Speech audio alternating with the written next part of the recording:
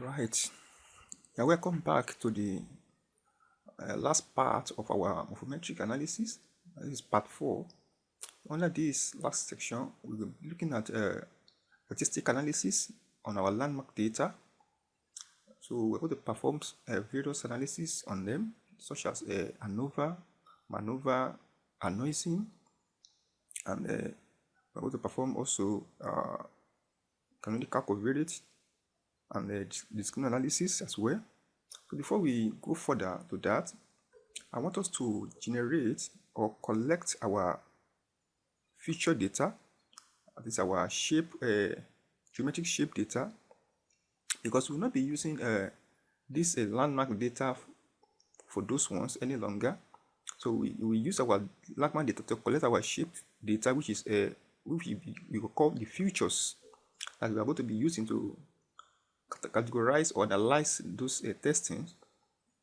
So now what we are going to do is that we are going to copy this again as usual into either past or MorphoJ and generate our PCA. We need the PCs, the principal component of each of all our data. But there is one here already in our MorphoJ. As you can see, this is the principal component.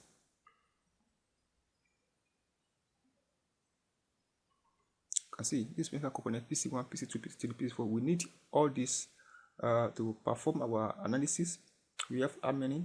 65 PCs here, because we included the testing. The testing data.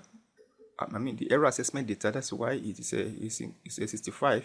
It should be less than 65. So we could have copied and used this also for our shape data, but in this particular PC in MorphoJ, you can see that it starts with S1, S1, Y1, S1, S2, Y2. So it's supposed to start. It's supposed to be for each piece. Supposed to be for each specimen. But now this is for one specimen. 1, 2, 3. 1, 2, 3. So it's computing based on a landmark, based on a dimension. So which is, to me, I don't want. So I want one that is based on specimen. So specimen 1, specimen 2, specimen 3. Then you see the pieces here in the line. So that's why I prefer to use the pieces of the past in past. So we're going to go to past and generate our PCs and copy them out instead of using the PC in MorphoJ. So let's go to past quickly.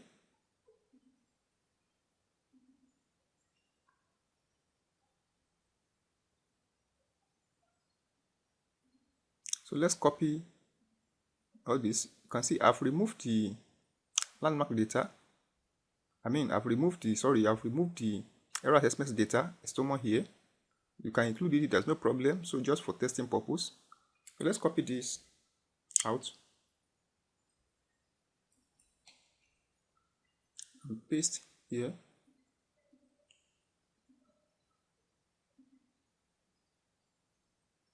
Because we need to collect our PCA data.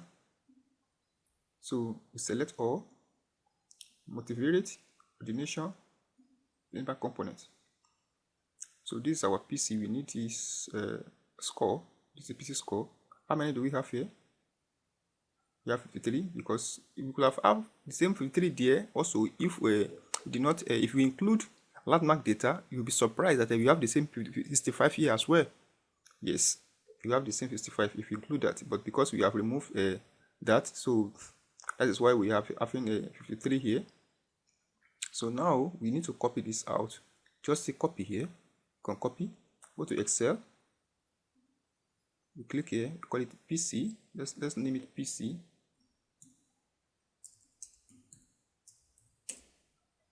So we paste here.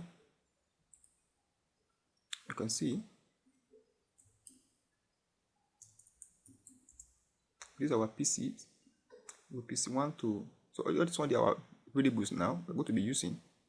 Okay, you can see it's past specimen. You can see the specimen is in the row while the column contains the principal component. So this is how I want my own to be. I don't want that one of MorphoJ. This one is good for analysis. You can easily do a lot of things with this. So now you can see we have 53 here. So we not need all of them. So how many of them should we use for our analysis from this? We don't want to use all. We want to use few of them. So how many? So we now go and check. Let's check let's go back there again and check the one that is we can use. How do we want to compute by using 95% confidence interval, 95%. So we go back again, summary, we copy. So this, you can see here, this is variances. We have this variance here. We are going to look at this. Look at the PCA. We have 67. This first one, this second one, third one. So we want to sum this together and see where we can get until we get 95%. Then we can stop. Let me see. It doesn't have any zero variability. No zero variability. Good. So if it has, you can choose by that. You can, because all sum to 100% automatically. All sum to 100%. So because we don't have zero variability, it means that we can copy this out again. Say copy. Come to Excel. Let's paste here. Okay. Let's call it variance. Right, so now we want to sum together. Let's sum together. Let's say we have 67. Let's sum to 14 and see if you can get up to 99. Good. Okay, but let's sum to 10. Let's see the difference. Let's sum to 10.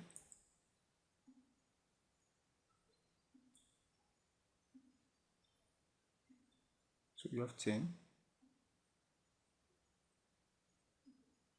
It's 99. So you can use 10. Let's use 10 for our experiment. I mean, 10 have 99% confidence interval, which is more than 95%.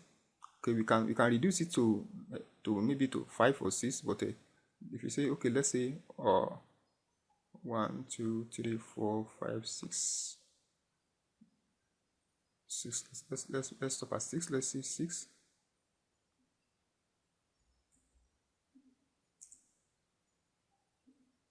$98. Okay, if you use 4, what do we have?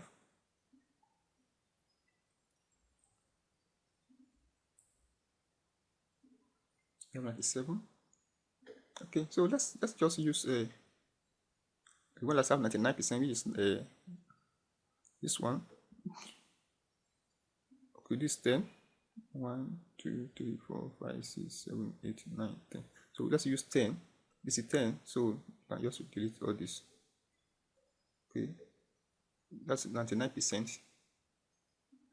Okay, so that means we are using 10 pieces, for example, for our testing. So let's close this. Let's see.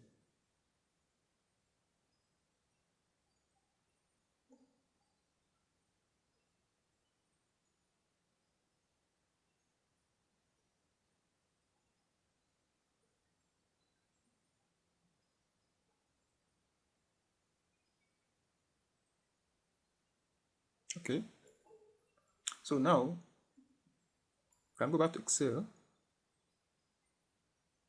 All right, we have so in our PC now we are going to use 1, 2, 3, 4, 5, 6, 7, 8, 9, 10. The first 10 PC as to compute our analysis.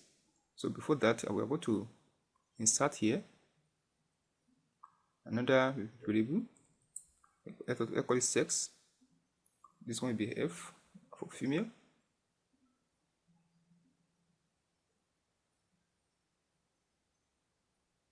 Then M for male.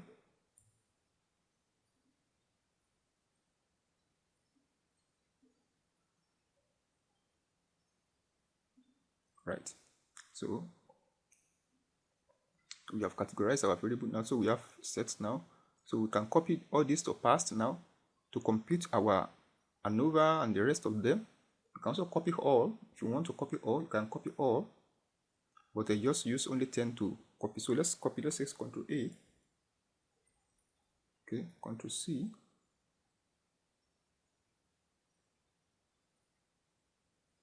But we could actually, we could include our central size immediately, like I explained in the previous teaching, what is called central size. we're going to use that for a regression analysis. But let's do this first. Let's do this first. We can do that later. All right. Okay, let's go for auto pass again.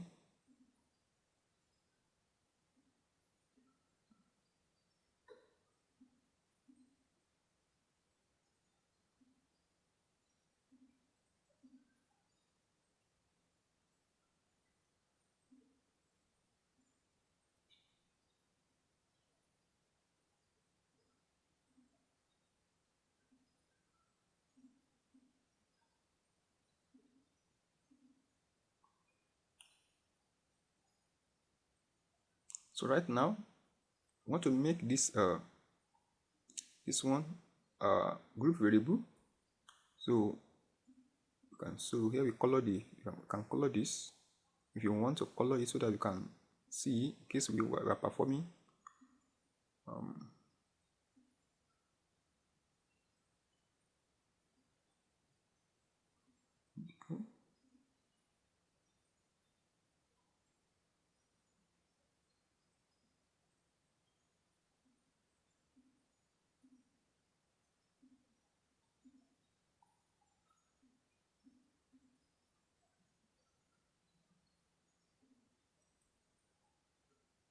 so we have this.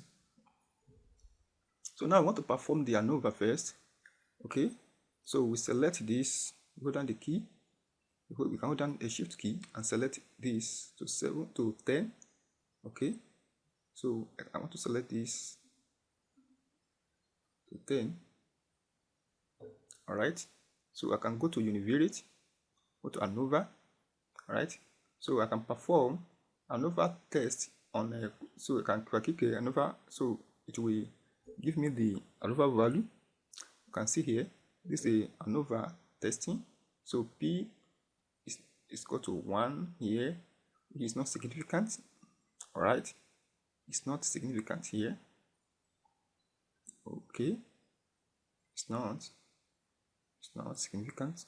You can see when you check the residual, you can see how it look like. You can see. Okay. Okay, pairwise, they are not significant. It's not significant for ANOVA. All right. ANOVA is calculate the mean. Okay. So we are not. It's not significant here. ANOVA. Let's add more variable. Let's select all and see. Select all. Univariate. Let's see.